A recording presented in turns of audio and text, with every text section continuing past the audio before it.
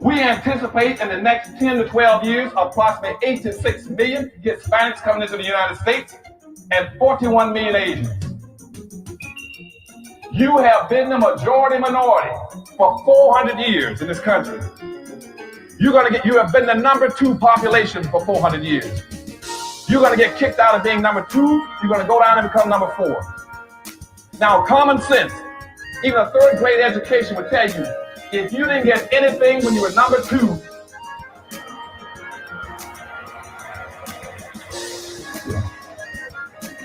you all jumped ahead of me, but anyway, you can guess what you're going to get when you become number 4. President Biden, do you support reparations?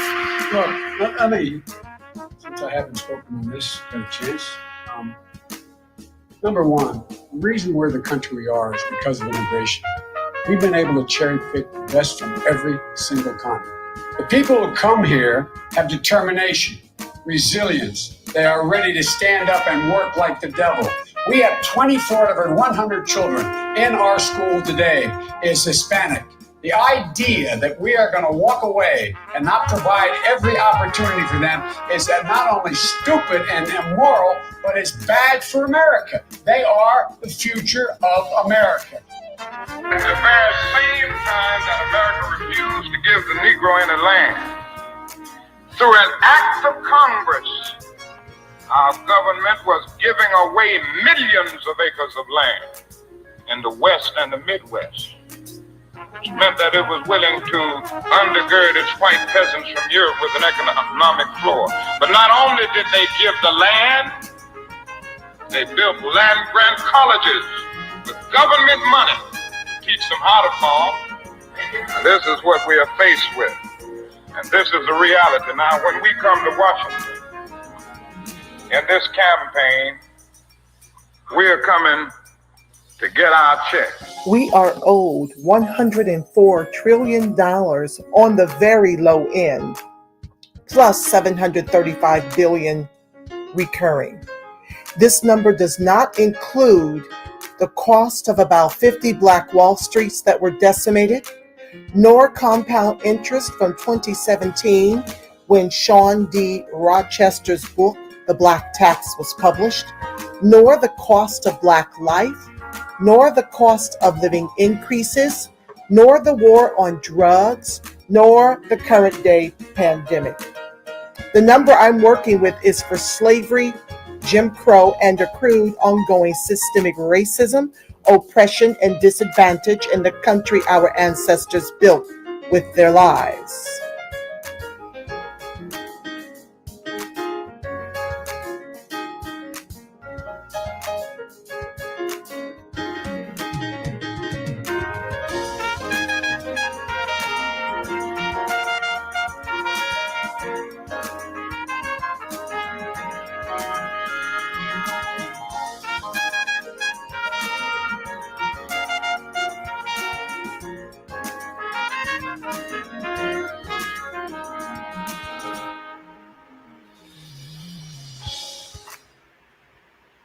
Good evening on the West Coast. Good evening in the mountain. Good evening in the central. Good evening on the East Coast. You know exactly who it is, family. Angela Nirvana, your hostess with the mostest on the Reparationist Perspective, bringing you those Adocs hot topics and making the case for reparations. Making the case for weaponizing our vote and socializing our suffering. And this will probably be my last segment for today. I'm trying to catch up. I'm so behind. But a lot of my time is spent advocating for Adocs. So I come to you when I get a window, and my daughter has returned home from her visit with her niece and nephew. So I'm going to have to make this my last video for the evening so I can focus on her and some other work I must get done before work tomorrow.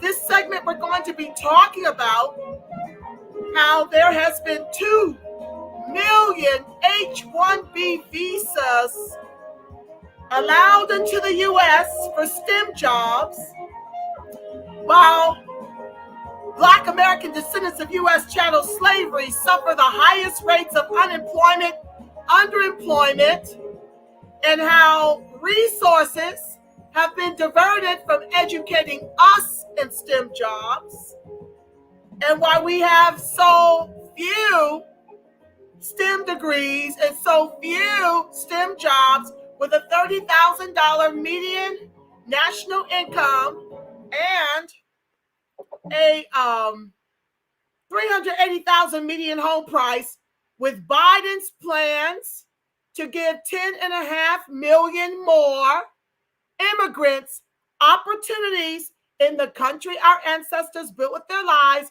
before making us American. 87% of our electorate voted for this, and in effect have voted for our genocide, our being reduced to the numbers of the Indians in this country, because we cannot make it with the highest rates of unemployment and underemployment on a median income of $30,000 in the midst of a pandemic, with our affirmative action benefiting everybody but us. So let's get right into it. Let's get into it. So, as I mentioned at the top, let's go. Key facts about U.S. immigration policies, and Biden's proposed changes. The Biden administration is acting on a number of fronts to reverse Trump-era restrictions on immigration to the U.S. Me speaking. It is my steady drumbeat to drive home to you guys that immigration is being weaponized against American descendants of U.S. chattel slavery to make us the permanent bottom caste and the permanent anchor of this country with 3 Ks, capitalism with 3 Ks. Capitalism needs a bottom caste, and the Democrats over the Republicans are hell-bent on flooding the country with immigrants, which has neutralized us economically, and now it's going to neutralize our vote. Back to the text. The steps include plans to boost refugee admissions, preserving deportation relief for unauthorized immigrants who came to the U.S. as children, and not enforcing the public charge rule that denies green cards to immigrants who might use public benefits like Medicaid.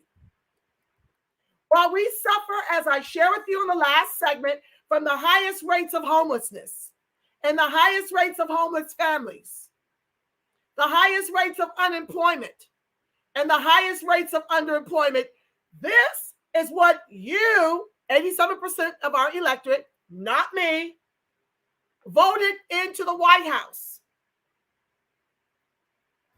President Joe Biden has also lifted restrictions established early in the coronavirus pandemic that drastically reduced the number of visas issued to immigrants. The number of people who received a green card declined from about 236,000 in the second quarter of the 2020 fiscal year, January to March, to under 78,000 in the third quarter, April to June. By comparison, in the third quarter of fiscal 2019, nearly 266,000 people received a green card. Biden's biggest immigration proposal to date would allow more new immigrants into the U.S. while giving millions of unauthorized immigrants who are already in the country a pathway to legal status. The expansive legislation would create an 8-year path to citizenship for the nation's estimated 10.5 million unauthorized immigrants. Update the existing family-based immigration system, revise employment-based visa rules, and increase the number of diversity visas. By contrast, your mean racist boogeyman Trump, his administration sought to restrict legal immigration in a variety of ways, including through legislation that would have overhauled the nation's legal immigration system by sharply reducing family-based immigration. But this is who the corporate case, lamestream media painted out to you to be the racist, overt boogeyman, when immigration is clearly the albatross around the necks of Adocs, not white folks who killed and stole all of the wealth our ancestors created in this country with their lives. They've gone on to take the seed called chattel slavery and have produced an over $100 trillion egregious racial wealth gap that they share, while 90% of Adocs share less than 700 billion household dollars since COVID. The white folks and the immigrants eat from the blood money of our ancestors, while many Pan-Africanists believe they too are entitled to our reparations. White folks were paid reparations. As slave holders, they were paid reparations. But Adocs Pan-Africanists believe that Black immigrants who are doing, I just shared on a previous show, Nigerians here in LA are 300 times more liquid than Adocs. They're 60,000 liquid to our 200 liquid. But the Pan-Africanists want them who sold us into slavery to benefit from our reparations. Back to the text. Overall, more than 35 million lawful immigrants live in the U.S. He wants to do another 10.5 million unauthorized immigrants to give them a pathway to citizenship. Once you do that, you'll have 40.5 million. Just about enough to replace it if you could get all of their votes, which I don't think you can. You still need us for at least one election cycle. And I am driving the strategy of chess home to you, to lock the government down by voting anyone but Democrats at the top of the ticket and a blue Congress, to protect the over 50% of Adocs who rely on government assistance by design of institutional systemic racism. We must slow the Titanic down, Adocs and allies,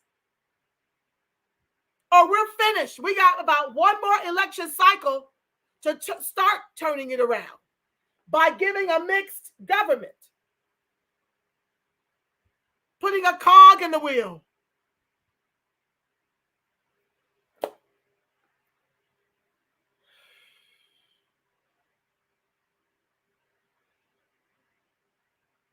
There's more than 35 million lawful immigrants that live in the U.S. Let me look this up real quick, family. That number is off. Let's talk about Hispanics alone. How many? Welcome to the live. Please like, share, subscribe, turn on your notifications, and thank you for your support of my voice in the new Black media, educating the masses and advocating for Adocs repair. So let's look this up. Uh-oh. How many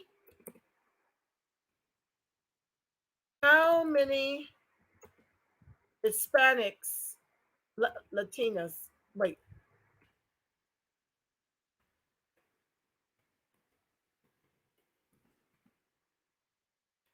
I'm asking how many immigrants are in the U.S.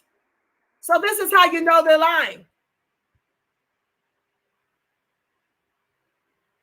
In absolute numbers, the U.S. has a larger immigrant population than any other country, with 47 million immigrants as of 2015.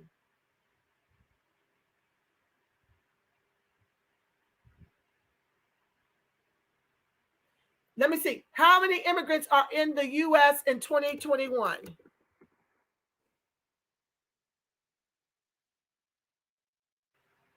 Let's check this out, y'all. We already know 35 million is a lie, because since 2015, the number was 47 million. I think I just said. Hold on, guys.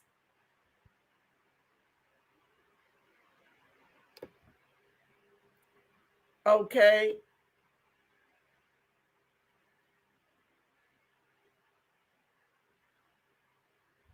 They won't tell me. Let's go back a year. In 2020.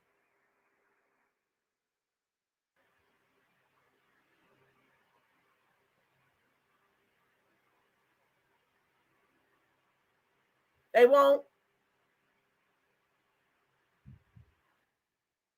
They're not giving me current numbers here. Immigrants and their U.S. born children number approximately 85.7 million people, or 26% of the U.S. population, according to, hold on, family. Did y'all hear that number?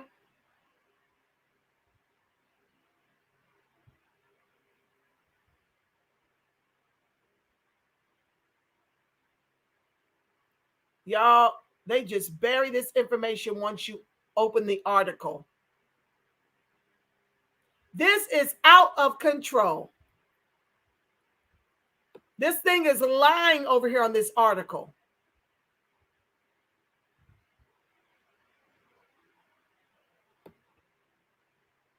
More than 44.9 million immigrants lived in the U.S. in 2019, the historical numeric high since census records have been kept.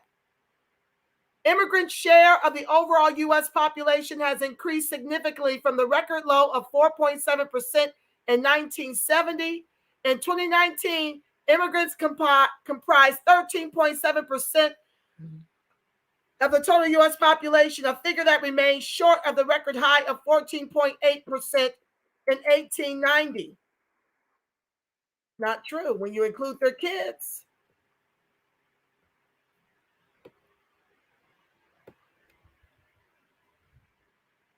When you include their children, family, it is off the charts. Unbelievable. And he wants to give another 10.5 million illegals citizenship on top of the 85.7 million. That would be close to 100 million immigrants. They are currently 26% of the population. We are 12, 13%. I just want to give some context and some perspective here while we continue to dissect Biden's plans.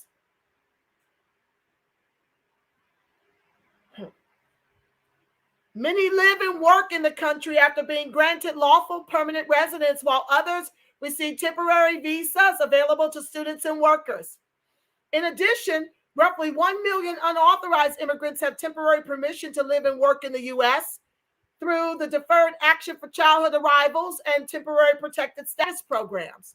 Here are the key details about existing U.S. immigration programs, as well as Biden's proposed changes to them. Family-based immigration. In fiscal 2019, nearly 710,000 people received lawful permanent residence in the U.S. through family sponsorship. The program allows someone to receive a green card if they already have a spouse, sibling, child, or parent living in the country with U.S. citizenship, or in some cases, a green card.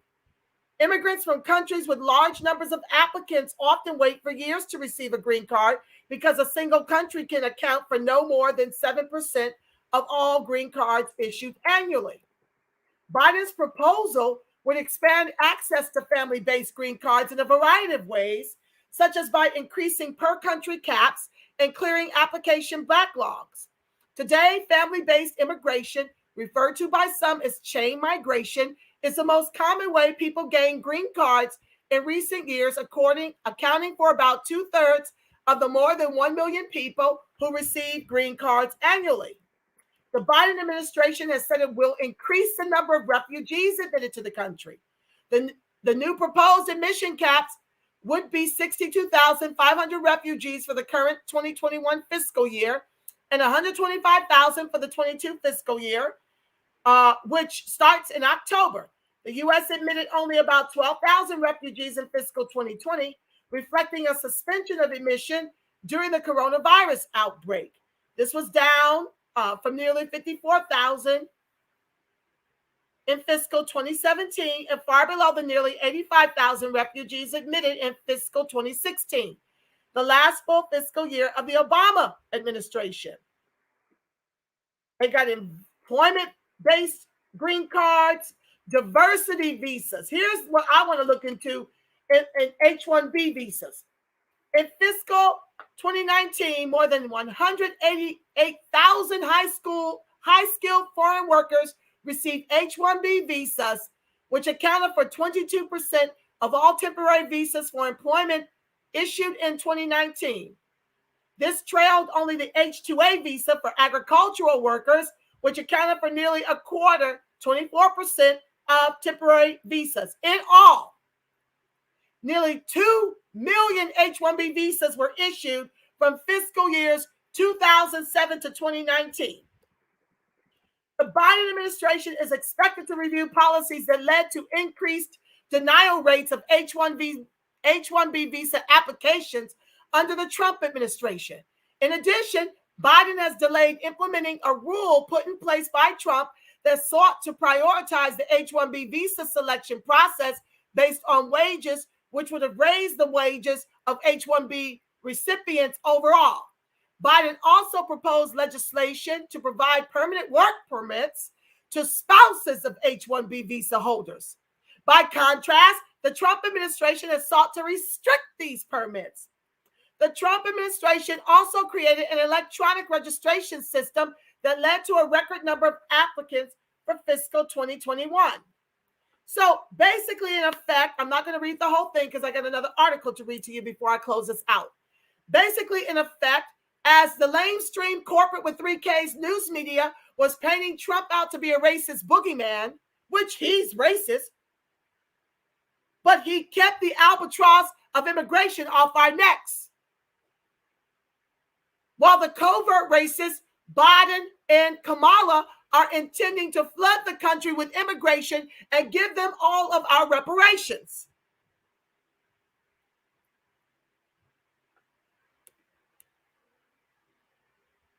This is what's happening. So I'm going to jump to this article to talk about blacks in STEM. I have to look at the data real quick. Let's look at it. This one, the median national income for people employed in STEM fields. The wages of people earn fuel the economy and give workers the ability to support themselves and their families. STEM workers have higher median salaries than their non-STEM counterparts, $55,000 compared to $33,000. The average advertised salary for entry-level STEM jobs requiring a BA or higher is $66,123 compared to $52,299 for non-STEM jobs, and a median income for those of us who have gainful employment of $30,000.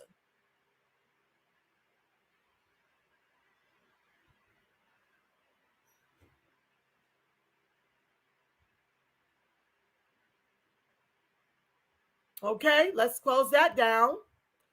How many blacks are gainfully employed in STEM fields in the U.S.? So we're talking science, technology, engineering, math, and medicine.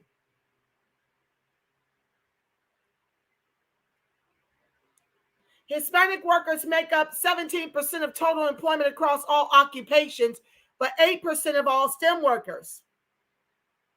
Their share of all STEM workers is up 1% since 2016, in line with their growth in the overall workforce. Black workers comprise 11% of all employed adults. Why would Hispanic workers be at 17% and Adocs or Black workers be at 11% of all employed adults? We're more educated than them, but they comprise 6% more in the workplace as of 2016. It's worse by now, compared with 9% of those in STEM occupations. How many blacks are gainfully employed in the STEM fields in the U.S. 2020? Let's look that up.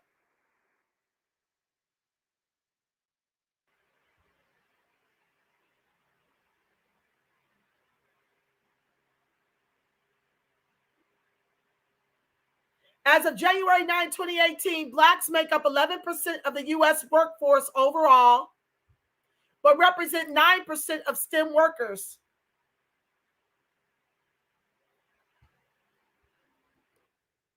Let's talk about it. Why are there so few of us in these jobs that pay median incomes of $50,000 or greater?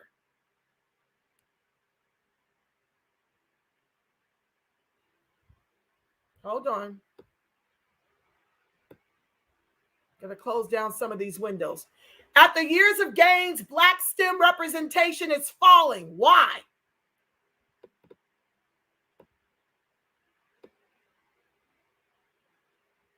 The share of black students completing STEM degrees was growing until the early 2000s. What went wrong? Immigration being weaponized against us to neutralize us economically and to absorb all of our affirmative action, or more of our affirmative action, which benefits white women, immigrants, and LGBTQIA. That's me.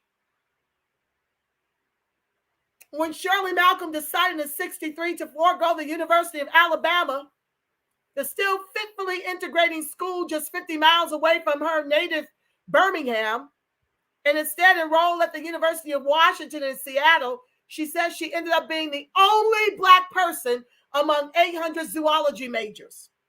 Eventually, Malcolm says another black student saw her doing well academically and joined her. He switched out of his major and came over to zoology, she said. Then there were two of us.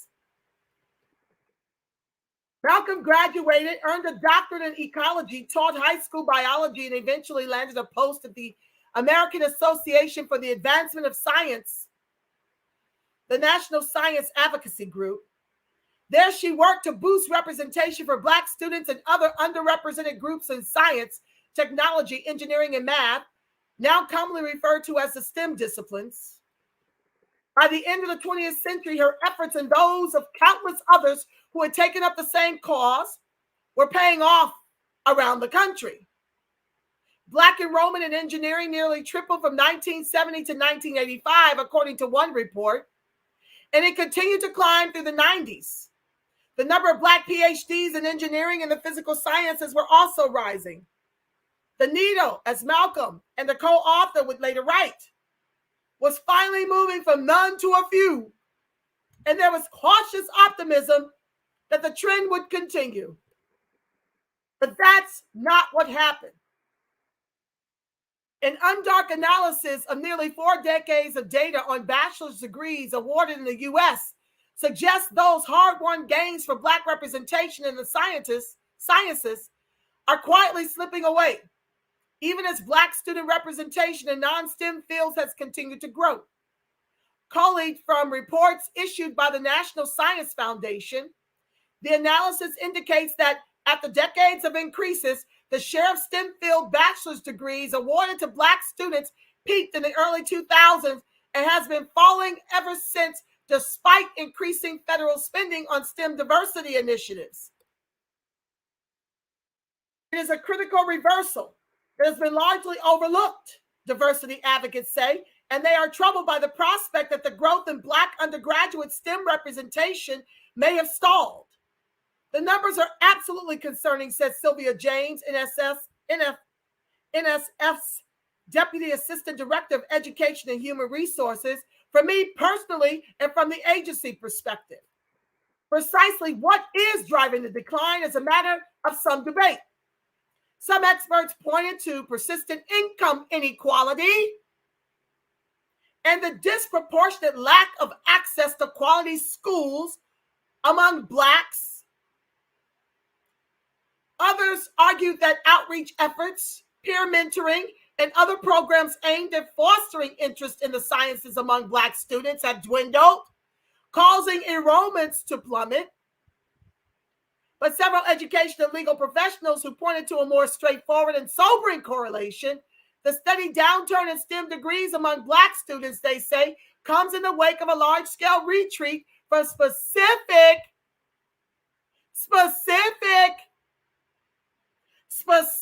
programs and policies that consider race in admissions, recruitment, and retention in higher education policies, commonly known as, ding, ding, ding, affirmative action. Now, who out here in California has undermined our affirmative action since the 1996 Prop 209? That was Black Adocs conservative Ward Connerly, who introduced Prop 209. And when we tried to get affirmative action back with Prop 16, guess who turned out in record number on the calls to vote against it? It made it to the ballot, but it was an epic fail because the money set aside to promote it, to increase our numbers in the UCs, was diverted into people lining their own pockets instead of marketing Prop 16 to turn out the vote.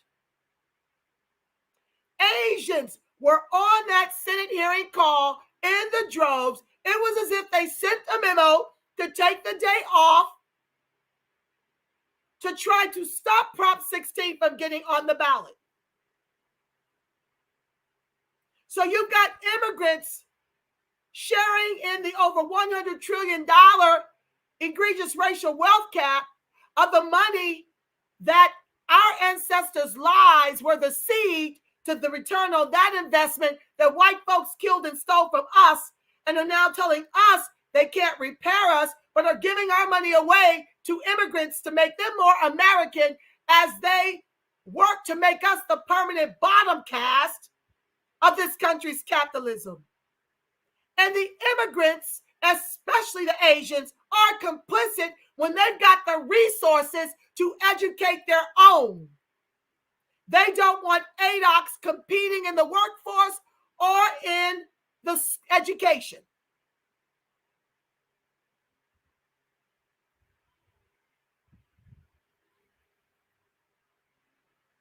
Whether anything currently on the policy horizon can halt the downward trend remains unclear. But from her post at the AAAS, Malcolm says she and her colleagues were noticing the potential fallout of this constellation of factors as far back as the late 1990s, when a wave of anti-affirmative action rulings were sweeping the country. They surveyed and visited dozens of STEM departments, gathering information on enrollment demographics and fellowship offerings. Even then, she said, the likely impact of social and political changes taking place at the time, and which remain key drivers today, seem clear. Quote, we were able to go back to some of those same institutions that we had queried back in the late 80s, early 90s, and show that, yes, we were in fact losing ground, Malcolm said, significantly losing ground.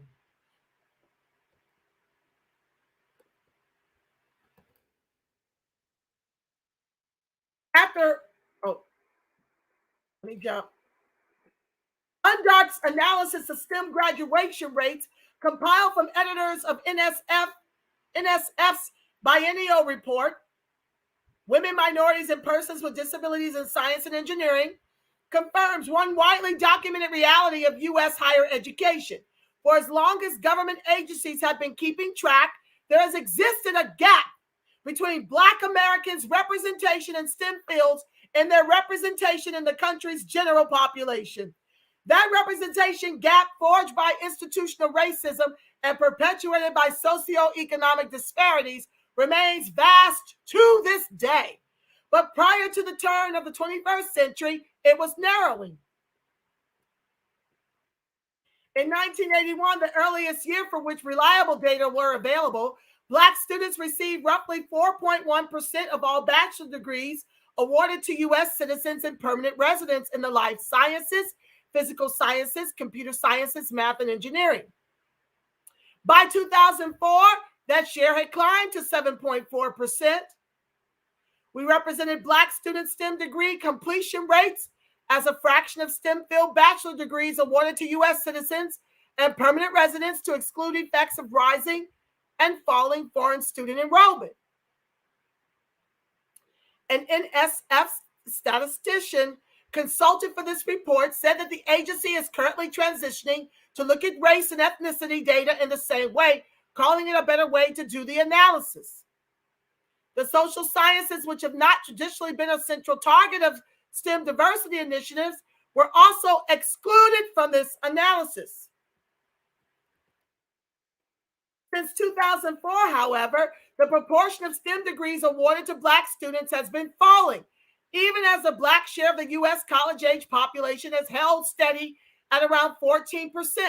While the total number of Black STEM graduates did tick up over this period from roughly 17,000 in 2004 to about 22,000 in 2016, that expansion did not keep pace with the growth in STEM graduates overall.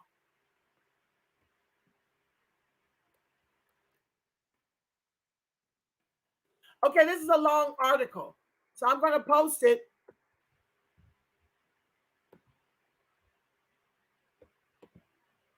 in the chat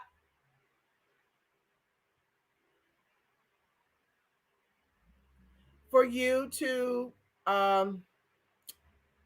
check it out for yourselves. Welcome to the live, family. Please like, share, subscribe, turn on your notifications. So I'm just making a point.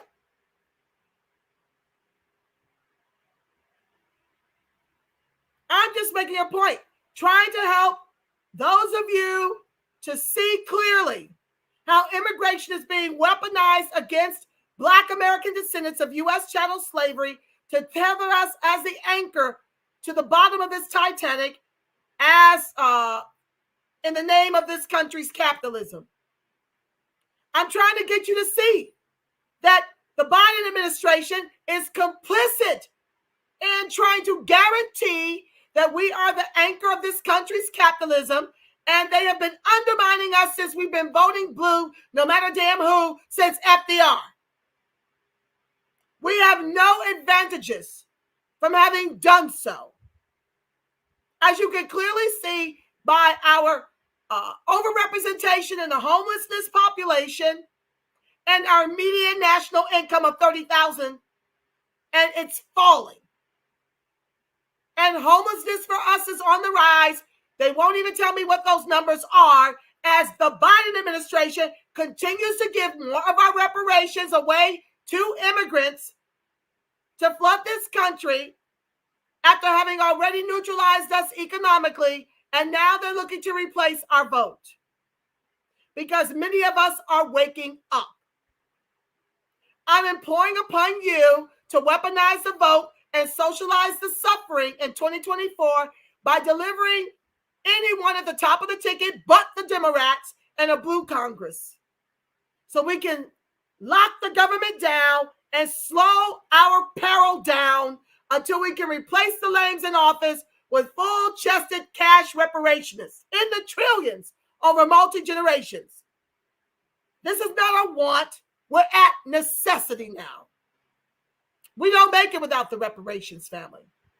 We need all hands on deck. If you'd like to become a part of this movement, please Gmail me at thereperspect@gmail.com.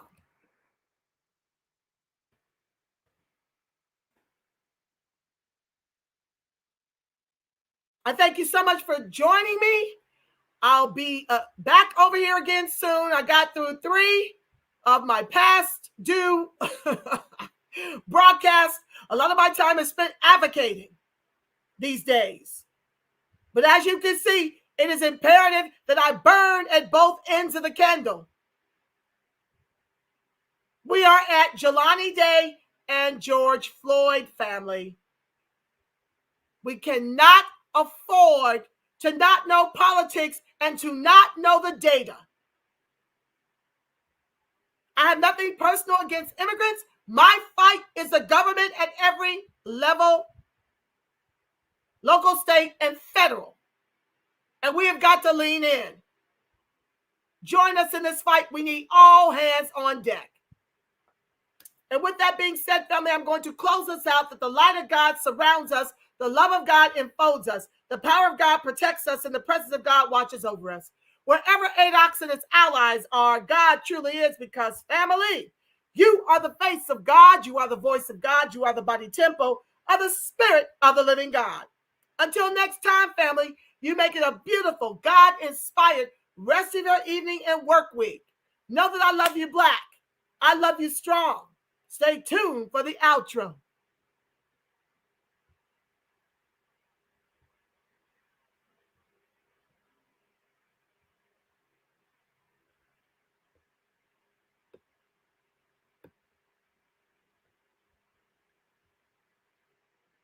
Oh, I keep doing that.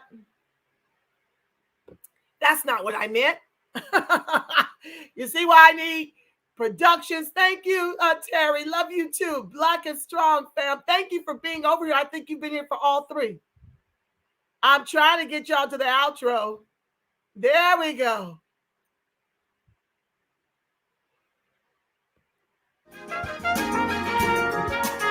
Peace, family.